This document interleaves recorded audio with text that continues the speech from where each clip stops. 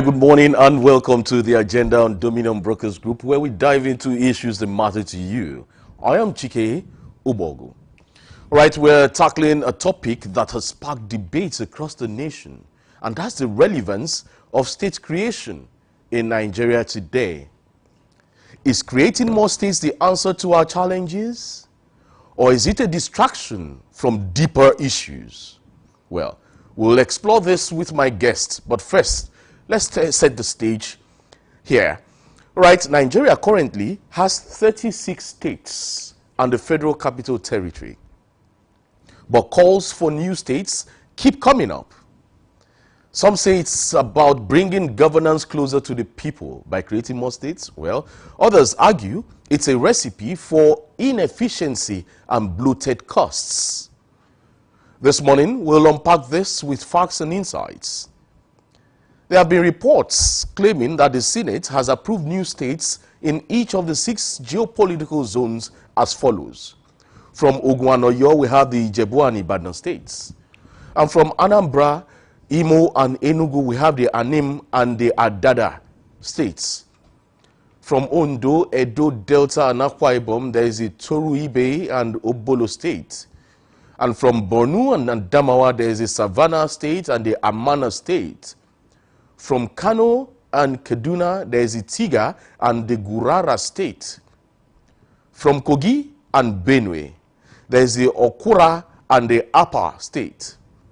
However, Senator Abdul Ningi addressed the Senate, dismissing the claims that the Senate's constitution had suggested the creation of 12 states.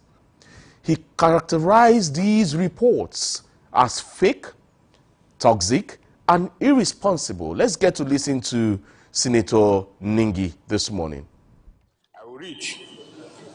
And the order says, by the indulgence of the Senate and the leave of the Senate President, a senator may make a personal explanation, although there will be no question before the Senate, but no controversial matter may be brought forward, nor may debate arise upon the explanation. The terms of the proposed statement shall be submitted in details to the President of the Senate when he is leave to make it a thought. Mr. President, yes, proceed. You recall from Monday last week out to the weekend. Yes, it's my own. There has been a ravaging social media report on a purported report that the Committee on Constitutional Review has penciled and proposed 12 states to be created. And therefore the committee is submitting its report to the Senate. Mr. President, I'm a member of the Constitutional Review Committee. I'm equally a member that attended the zonal conference, the zonal constitutional conference committee in Maiduguri. First, our report from the zonal perspective has not been submitted to the main Constitutional Review Committee, and I've also asked other zonal leaders. Reports have not been tabled, nor submitted to the main committee. It is therefore imperative that the social media report that the National Assembly has penciled 12 states is fake, is toxic, and is irresponsible media outlets. So it is important, Mr. President, to take this matter to Nigerians, that the Senate has not, for now, sat on any committee's report from the zonal levels. The main committee is yet to even received nor evaluate any report. As a member of the review committee, Constitutional Review, we have not. The chairman of the Constitutional Review Committee is sat there, the Deputy Senate President. He has also said there was no meeting. So it is important to tell Nigerians to be aware of fake reports especially tarnishing the image of this hollow chamber. I so submit, Mr. President. Well, this new Senator Nengi came under. All right, that's Senator Abdul Ahmed Nengi there. Joining me this morning in the studio to make some sense out of some of the talking points we'll be discussing today is a political analyst, an in-house analyst, Dolapo Charles Anjorin. Dolapo, good morning. It's good to have you back on the agenda. Good morning, Mr. Chike. I'm so delighted to be back on the program agenda. Yeah. Well, state creation has been a recurring demand in Nigeria since 1960. Why does this issue keep resurfacing, and is it still relevant today? Yes, thank you very much. State creation, is the reason why Nigeria is broke. Let me just establish this fact. It is like having a bank, having a head office, for a bank, and this head office that serves as a bank goes on to establish other 36 head offices, with 36 MDs and 36 board of directors, out of which only 2 head offices, services the 34 head offices, and the other 34 MDs, plays the Super Mario, they collect revenues and no quality services. So now you ask yourself, as state creation, has it actually brought governance to the people? Even with the existing states, has it also brought government closer to the people? That is on one hand. Now, back to the question, what are the reasons why the main arguments, for advocating for state creation? No, before the argument, Okay. we're looking at why does this keep coming up? This issue of state creation. It has been on and on, and then you see some people say it's been on for years. After even the creation of the 36 states, some people have said, okay, if, for example, the call for Ibadan state has been there for years. The call for Ijebu state has been there. The call for Anyoma state, which is almost in the making. That's the Anyoma state. It's almost in the making, comprising of the likes of Ila, Eka, Iselehu, that's Onitsha, and all that. Although Onitsha is still under Anambra state now, but if there's a creation of that Anyoma state, then it means Anyoma state will still delve into a little bit of Anambra state. That's what it means. However, this keeps resurfacing. Why is it resurfacing? Why is there the call for state creation? One of the reasons is perceived marginalization. Okay. Yes. You would notice that we have over 500 ethnic groups in Nigeria. Okay. And even within certain states, take as an example the Delta state that you just mentioned now. Inside Delta, we have Delta Igbos. Minority groups inside states believe that they are being marginalized. And let me also take it from this angle too. You also have the political angle. Take as an instance, Oyo State, for example. Since the returning back to democracy between 1999 and 2025, we have had more indigenes of Ibadan becoming governors of Oyo State. Ogbomosho Adoli produced a governor. And that's late Otubo Akala. Now they will say that's the Babade Dibu factor. Well, whether the Babade Dibu factor, yeah, he became the governor. Now you have people in Okiogun. The question is, are they not entitled to also assume the position of power. So these are some of the reasons why people are advocating for state creation. Perceived marginalizations, political considerations, and even most times, developmental and decentralization of projects.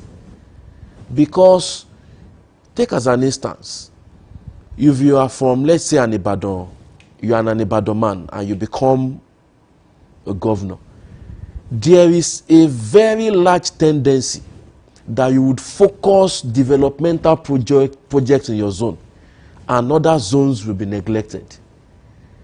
We have this case scattered all across the 36 states of the Federation. That is why you still see, even from the same Delta State, I'll still refer back to Delta State, you still have the IBBOs and we have the Jaws, we have the Isokos, we have the Shekiris. The IBBOs, and I think there's another tribal, there's another ethnic group in Delta who are still fighting over supremacy and who are also still fighting the issue of land disputes between them, just because they felt that the IBBOs, you know, are much more prominent prominent citizens of Delta State. So they see themselves as second-class citizens. So now, even if you create new states, you will still have to deal with the problems of minority ethnic groups in the state, in those new states. So when you take into consideration the perceived marginalization, you also take into consideration the political angle, you find out that these are one of the major reasons why people are advocating for state creation. Towards the race to 2027 now, as an instance in Oyo State, the people of Okeogun are already gearing up. They are making a case that we're going to still have an Ibadan man at the ends of affairs come 2027. So what is our own faith in all of these things? And you also have people in Oyo town, who are also from the typical Oyo environs. They are also making a case. You go to Ogbomosho, the same thing. You go to Ibarakpa, same thing. So this, from the look of things and from what has been happening, it looks like this set of people have seen themselves as just second-class citizens, you know, let me say, within a state. So these are the reasons why there is a lot of clamor for state creation. And it has always been political, not because of economic viability or because of economic productivity. What you have had so far is dysfunction, not development in terms of state creation. A lot of states need to be merged together because they are not offering anything tangible to the Nigerian populace. You know, there's been this argument for creating states in Nigeria today. And some of the arguments is, yes, more development, grassroots development, and looking at having more local governments too. That's what it means. However, do you think those arguments are valid? Well, as far as I'm concerned, those arguments are not that's your personal opinion. Personal opinion. Okay. They are not valid because if you create more states, it does not equate to creating more schools. It does not equate to creating more healthcare services. What it creates to, what it leads to, is you have more politicians, you have more special advisors, you have more local government councillors, which will pose a lot of burden, you know, on the already shrinking economy, especially federal location. Exactly, because the revenue stream remains the same. So that is what it's going to give birth to, not necessarily giving birth to developmental projects. Now, let's look at it on the flip side. As you are in dissonance with it, yes, many people are in concurrence with it too. So why are some people for state creation? Well, the people who are for state creation are only seen from only one perspective, Okay. which is the political perspective. Okay. They are not looking at it from the economic viability side of the coin. Okay. Is it viable to have states, to create more states? How are they? How are the creation of new states? How are they going to fare in this current economic climate? Because nobody will vote that their federal allocation accounts be reduced because they want to create more states. Nobody is going to vote in favor of that. So when you advocate for more creation of states, it is because people, I understand that people want inclusion, but at the expense of what? At the altar of what? So you find out that we keep moving in circles. We keep, the status quo. We keep ourselves impoverished because the economic viability of creating more states will not be sustainable as time goes on. If you check the MBS statistics of 2023, only 3 states, can survive without federal allocation accounts. Before going there, Okay. you see, basically what you're saying is more states, more costs. Right? Yes, more states, more costs. But let's talk about the average Nigerian.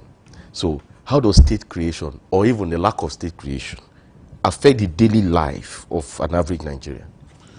Even with the lack of state creation, the average Nigerian is struggling to have access to essential amenities that will make life bearable for them. The average Nigerian is already suffering from poor business environment that has not allowed their businesses to thrive. Without the lack of states creation, the average Nigerian life, is worth nothing. The average Nigerian life is suffering from insecurity. So now, this still begs the question, if we create more states, does it translate to a better life for an average Nigerian? Does it translate to quality life for an average Nigerian? When you look at existing states that we have at the moment, existing states will rather build airports than fix decaying infrastructures, than fix decaying roads. How many Nigerians ply the air routes, our airports? But meanwhile, existing states finance airports with heavy budgets, most of which is borrowed, and the states, gets indebted. You plunge the state into further debt. Instead of fixing infrastructures, instead of fixing human capital development that will bring meaningful impacts on that state. So when you look at it, vis-a-vis creation of new states and existing states, you find out that it will not affect the quality of the average Nigerian life. Already the average Nigerian life is their own local government. So basically you are saying governance matters more than state yes, creation? governance matters more than state creation. Okay. So what we should be looking at is fiscal federalism, how to strengthen developmental commissions within zones that will translate into quality lives. So those are the areas we should be looking at, instead of going on this journey in futility, you know, that would not bring anything meaningful to the table. If you check also the Nigeria Bureau of Statistics data, he said 17 states use over 80% of their budgets, you know, to service recurrent expenditures, to service payments and wages of salaries on a monthly basis. How many states can survive without federal allocation? How many? We need to start calling a spade but and don't not you an think agricultural these states can actually survive, just that most of these governors are intellectually lazy, as it were? Even if you create new states, you will still have intellectually lazy governors that will still superintend over those states. So why not? See, if I will be advocating this kind of a thing, I would rather champion that we should collapse a lot of states to cut cost of governance. That is what I would rather advocate. You're saying we should go back to how it used to be, because when you say the collapse of states, you remember the likes of Adamawa State and Taraba State, yes, were the old Gongola State. And then you have Sokoto and Nasarawa, as it were, used to be one state in the past. And then you had Kebbi State and the other state having to be one state. And even Oyo State and Osun State used to be one state. They used to be one state. Anambra and Enugu used to be one state. They used to be one state. So are you saying we should revert to that system of state structure? Yes. Let us see. State creation looks like rearranging the furniture in this room with a leaking roof. So what is the basis of rearranging the furniture in this very room when your roof is leaking? So it makes no economic sense to me. The advocate and the proponents of those pushing for this state creation should take their time, sit down and look at it from the economic angle. We are already finding it difficult to even feed Nigerians. Now you want to add more burden on the federal budget. So let states take charge of whatever is within their domain and pay taxes to the center. Okay, so let's look at, let's talk security now. And you would say that it's a pressing issue in Nigeria today. Yes. But could creating new states help address the challenges of banditry, even kidnapping, insurgency? Do you think it could help stem that tide of insecurity? I do not agree, because the creation of states during Yakubu Gowon's era did not stop the civil war, the Biafra civil war. So there is no empirical evidence that has proven that creation of more states will stop banditry or terrorism. The reason why we are having banditry and terrorism is because of poverty. It is because of lack. They say an idle hand is a devil's workshop.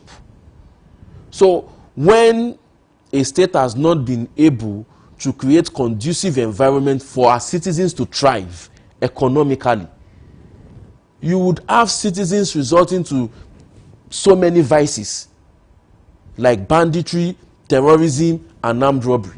So creation of more states will never stem the tide of banditry and terrorism. Well, let's talk about the process. You know, creating a state in Nigeria is not easy. Yes. Well, it involves constitutional amendments, referendum, even approvals. But this process is too cumbersome. Or is it a necessary safeguard? Do you think we should follow that process or just see it as a necessary safeguard? The process is cumbersome. Because if the process is not cumbersome, what we would have is mini states, you know, running riot and causing chaos within the federating units. Before you can say you want to create a state, you need to follow due process. You need the two-thirds buy-in of the National Assembly, both of the upper chamber and the lower chamber, and also the two-thirds buy-ins of the State House of Assembly in different states, and you also need the two-third consensus, you know, of the public before you can say we have created so number of states. So I think the process as it is at the moment, I love the process. Before you can say you want to create Ibadan State, you have to go through due process. You cannot just wake up one morning and say, oh, we have Ibadan State. Else, you know, you create chaos in the land. All right. Before we leave this issue of state creation, I just want to ask this final question on this segment. Is creating more states the answer to our challenges, or is it a distraction? It's total distraction. From the deeper issues? From the deeper issues. It's total distraction. Total distraction? Yes. We should focus more on how existing states will be able to stand alone without federal allocation accounts, whereby they will be able to generate, you know, quality internally generated revenue. I think in the last 1 year, the states that have successfully proven that they can generate internally generated revenue, and they can stand on their own without the federal allocation of the federal government, is, I think, Rivers State, Lagos State, Ogun State, and actually Akwa Ibom. How about Anambra State? No. Okay. No. Okay. So they still depend on the feeding bottle. So creation of new states is just having access to the Niger Delta oil. That is the idea. So the dynamics now is, why not create the new states, throw away the feeding bottle, and let the states thrive on their own? What you are trying to talk about now is, if I get you, is restructuring, right? Maybe. Create more states, throw away the feeding bottle, and let them be on their own. So we should focus on restructuring. Let us restructure. So if it goes that way, you'll be fine with creation of states? I'll be fine with it. In fact, you don't even need to create states, because it's going to bring development. And some of these teething issues on why people want to create states, you know, you begin to see that the agitation will begin to, die down. It will stem the tide. So now, don't you think, instead of creating states, the constitutional review should just be about creating regions, the 6 geopolitical zones, and then you have only 6 governors in Nigeria? Don't you think that should be a way to work? And then you stop federal allocation and let these regions stand on their own and develop. I think that will not work, because if you're advocating for this, you are also inviting the problems, you know, that was the existing problems in the primordial 1940s. So how do you run away from problems if you can't solve them? No, it is not the function of running away from problems. See, because don't forget that we only had 3 regions before. Then. Yeah. The later 4. Yes. Later 4. The northern region, western region, eastern region, and midwestern region. Yeah. So now, because of constant agitation of secession, we created states to accommodate the midwestern region. Why don't you address the issue? You cannot for example, you cannot have a governor, you know, superintending over the southwest region. The question is, where would the governor come from? What ethnic group will the governor come So why don't you work on a rotational system, where, for example, in the southwest, you have about 6 states making up the southwest: Ogun, Oyo, Osun, Ekiti, Lagos, and Osun. The 6 states. Now, you have a rotational system among the 6 states. You have a rotational system among the 6 states. You have one governor. Don't forget that in the southwest. Hold on. You have one governor rotating this seat among these 6 states, and then you have the states you have under the southwest today. You then make them provinces, where you have provincial heads, and then the local government become administrative administrations. where you have administrative heads. And then it becomes easier for you to have governance through the grassroots. Then you have a regional assembly. Is this rocket science? This proposition cannot work as far as I can So see. is it rocket science? It's not rocket science, Okay. actually. So why can't it work? It cannot work because, number one, in the Yorubaris, for example, let's say Southwest, we have the Egbas, we have the Jebus. That's talking of Ogun State. But they have one governor now. Yes. If you go to, It doesn't of matter. course, they have one governor. Okay. And even within Ogun State, Ijebu is clamoring for a state. So that is to tell you the discordant tunes from different minority ethnic tribes So don't in you those think- states. don't you think- also arguing for inclusion? So don't you think if states are created now, and then we go by the way of restructuring, throw away, fling off the bottle, the feeding bottle, and then you create these states, and you say, okay, we want these states to be created. If you create these states today, are you ready to create more states? Because other ethnic groups will start agitating for their own states. So see, why are you starting something This that is will how implode? this is how I think it's going to work. Okay. If we restructure Nigeria today, and the states are given the exclusive preserve, Okay. you know, to be in charge of their own Resources. natural resources, Okay. it means that even at the local level, the local government will also be in charge of the natural resources in their own domain. Take as an example in places in Oyo State where you can find granite. So it tells you that the local government areas in those places will be able to, you know, man their own resources, pay taxes to the state government. State government will also oversee the resources So why not- in that state, why- and also pay taxes Yeah, so why to the not- federal government. Why, See, why don't if you, there is why- economic hold on, prosperity, Hold on, Dolapo. Why don't you think about demystifying this ethnic bias in the sense that the moment you start creating states, you just mentioned the Ijebu state, for instance. Yes. So if you create an Ijebu state today, I hope you'll be ready to have an Egba state. exactly. Are you ready to have an Ibibio state? Are you ready to have an Ishekiri state? That is Are the you also reason- ready to have an Ijo state? That is the reason why I said that state creation is not the way to go. So why don't you think about this issue of regional system of government? We cannot go back to regional system of government. And you said it is because of what happened in the past. Yes. Now, why don't fix what happened in the past It and has use it as a already- template? it has because what you are already- doing now is not working. It has already been fixed. How? It has.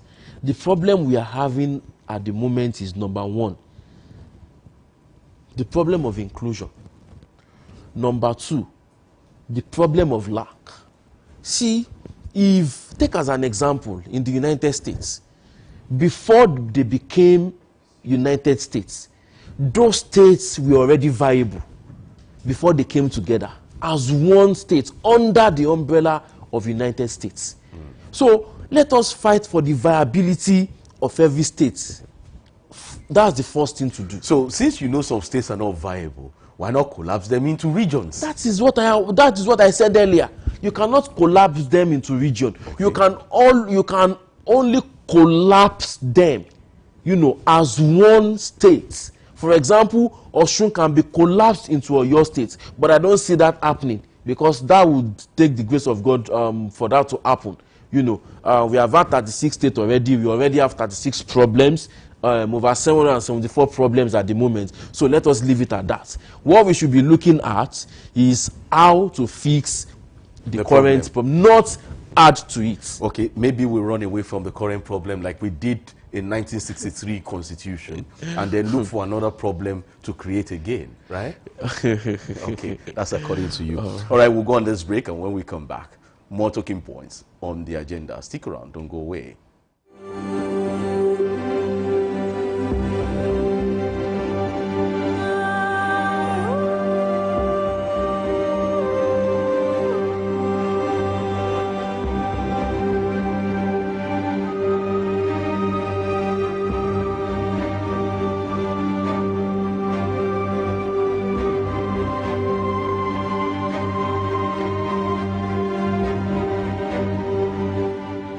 right, welcome back from that break. And still the agenda on this dial. Yes, it's Dominion, Brokers Group, Dominion Television here. Well, let's look at this, diving into a story that has gripped the Senate. And it's a story of resilience, a story of defiance, a story of democratic courage. Senator Natasha Akpoti-Uduaghan, representing Kogi Central. She made headlines yesterday. She has also been making headlines. But yesterday, she attempted to return to the National Assembly after a controversial 6-month suspension. Despite a court ruling in her favor, she was barred from entry, sparking a national conversation about justice, gender, and power. Let's get to listen to what transpired. Let's watch what happened at the National Assembly yesterday. If the court says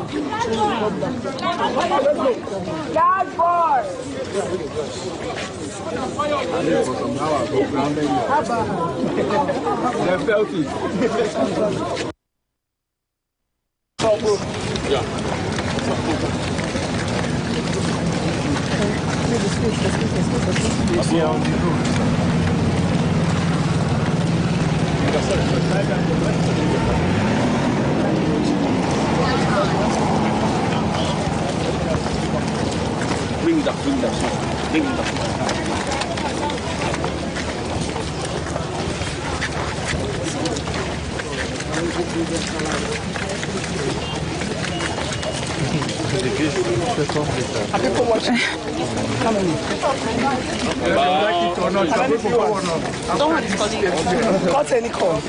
After 8 years, Well, that was a trek. It was a long trek yesterday. Dolapo Senator Natasha Akpoti-Uduaghan has been a trailblazer, Kogi State's first female senator, a lawyer and an activist. She's taken on giants, from corruption at the Ajaokuta steel mill to more recently, Senate President Godswill Akpabio. What makes her stand out as a symbol of bravery? Well, Natasha is brave. Well, I would say that I think maybe it's because she dares to challenge patriarchy. Patriarchy? Yes. Okay. You know, and also political establishment in our states, Kogi State. In 2019, our name was almost wiped off. And when you look at her political journey, she won election. It was taken away from her. She went to court for redress. She won through courts. And it has taken, a tortuous journey for her to get to this place. A lone voice in the midst of so many cacophony of male voice, just for her voice to be heard. And I think in a way she has broken the ceiling to also allow more entrants, from her own gender to enter into politics. If Natasha can speak up, we also too can also speak up. But if you look at the image of her trekking to the assembly complex yesterday after security blocked her convoy, she walked with grace. Even looking at Aisha Yesufu accompanying her to the assembly complex, you could see bravery, you could see grace. However, let's break it down. Senator Natasha was suspended in March 2025 after alleging sexual harassment by Senate President Godswill Akpabio, who denies the claim. Her petition was dismissed on a technicality, and she was accused of unruly behavior for speaking out, over a sitting dispute. The Federal High Court recently ruled her suspension excessive and unconstitutional. Yet, the Senate barred her return. Rakbo, why is this moment so significant? In terms of significance, I really don't see any significance. She's pretty. She's beautiful. Yes, she's a beautiful woman. And then she's brave too. She's intelligent. Yes. And she's also vociferous to the plight of her constituents. Was that what attracted maybe some members, some male members in the Red Chamber? I think I want to be careful in the way I, dissect this, because there is no prima facie evidence that has proven that maybe she has been sexually harassed or she has been a subject of constant sexual harassment. But if I were to base this analysis on what the female gender, even outside of power, not talking about Natasha Akpoti now, face in different workplaces, in religious places, you cannot put it past my gender, who get themselves involved in these illicit and disgraceful acts. When you look at let me say, like, I want to be very careful so that I just don't throw I just don't throw allegations. And that's why I asked you. Anyhow, her appearance, her person, yes, her courage. That's why I asked, is this what attracts members, the male members of the Red Chamber? You don't even need to possess that courage, that courage as traits. Mere being beautiful alone, mere being pretty alone, would attract attention from the male gender. Of course, the male gender will be interested, but as a responsible man and as a responsible lawmaker, even if she's pretty, you are just only, I think you are only allowed to admire her, compliment her beauty, and keep it stepping, but not using your position as a lawmaker. And let's talk about gender. Let's talk about the gender angle. You talked about gender. Yes. Natasha is one of the 4 female senators out of the 109 in the Senate. Her allegations of harassment and subsequent backlash has sparked a broader conversation about women's treatments in Nigerian politics. What's your take on this? How women are being treated, in the political sphere in Nigeria?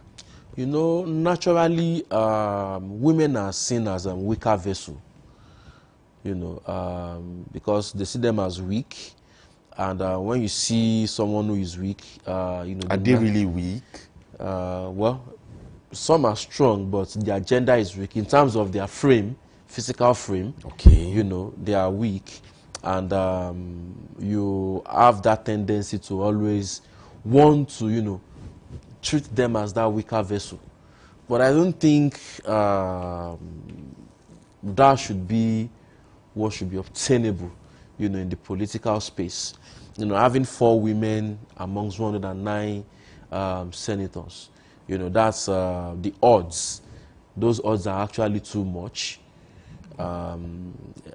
Sometimes I even wonder, this is away from politics now, like, have I ever even seen a female general in the military? In the Nigerian military? In the Nigerian military. Can a woman actually rise to the post of a general in the Nigerian military? I've asked myself. But it's possible. Maybe it's not happened yet, but it's possible. It's like you asking, can a woman be governor in Nigeria? elected governor in Nigeria? I think we had one. We didn't have an elected. Mama Taraba. No, she wasn't. She wasn't. Even Vejie Tiaba of Anambra State was not elected. It was when the then impeached. governor. No, it was when when there was impeached. When Peter Obi was impeached. Vejie Tiaba became acting governor until the court returned Peter Obi. Yes. So these were not elected. Mama Taraba was almost there, but unfortunately, the result of the election did not favor her. Did not favor her. Well, so we've not had an elected female governor. We've not had we have not had a general, a chief of defense staff, chief of army staff, and even an inspector general of police. Yeah, a female inspector general of police. So I think the society has raised that bar for the female gender. Is it cultural? It is cultural. More of a cultural effect. Cultural effect that has, transcended, or let me say, spilled into other areas of life. It looks like there's a certain bar that the woman cannot reach. Once you get to a certain level, that's the peak you can never aspire to be. Okay, because of our time, let's quickly get this straight. Public response has been electric, especially on the Natasha's issue. If you see posts on the app X, yes, formerly known as Twitter, where they've called her brainy, bold, even called her patriotic, with activists like Aisha Yesufu with her, standing by her. But there's also this pushback. Some defend the Senate and others question her claims too. How is this shaping public sentiment? Let's see if we can deal with that in 1 minute. How is it shaping public sentiment?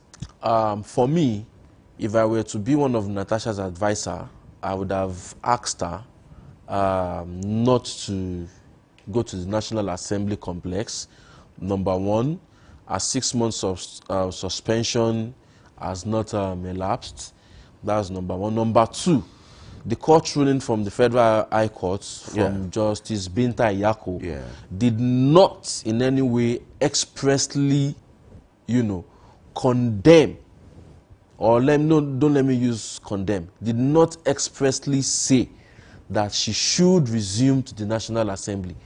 The ruling only advised the Senate to take a look at their other rule book again, and maybe try to make adjustments. Well, talking about the court ruling, she has said it's binding. Albeit also, the ruling also said it is illegal to suspend a senator, for more than 120 days. So I think the appeal courts should do justice to this issue. And in my own opinion, I also believe that no senator should be suspended, because I consider it as illegal. Because you are an elected senator representing a constituent. And this is also synonymous to what happened in the policy when Mr. President also suspended an elected governor and imposed a sole administrator on that state. That's in Rivers State. That's in Rivers State. So I believe these are lacuna in our constitution that the courts need to make an authoritative pronouncement on, going forward, so that the Senate would know where they stand on this issue. And I think I was listening to, Senator Adeyemo yesterday, who said that at the appropriate time, the Senate would, as a body, would sit down and look at that section of their order rule again. Okay. Yeah. Well, thank you, Dolapo. We just have to go now because of time. I hope we have more time to delve into this issue and expand it very soon. All right, thank you for featuring on the agenda. It's my pleasure, Mr. Chike. Well, let's keep the conversation going. Please do follow us on all our social media platforms, on YouTube, Instagram, Facebook, and TikTok. The handle is @Dominion Broadcast. On the app X, it is @DominionCast. Visit our website at www.dominion.org.ng. My name is Chike Ubogu. Stay positive and have a very wonderful midweek.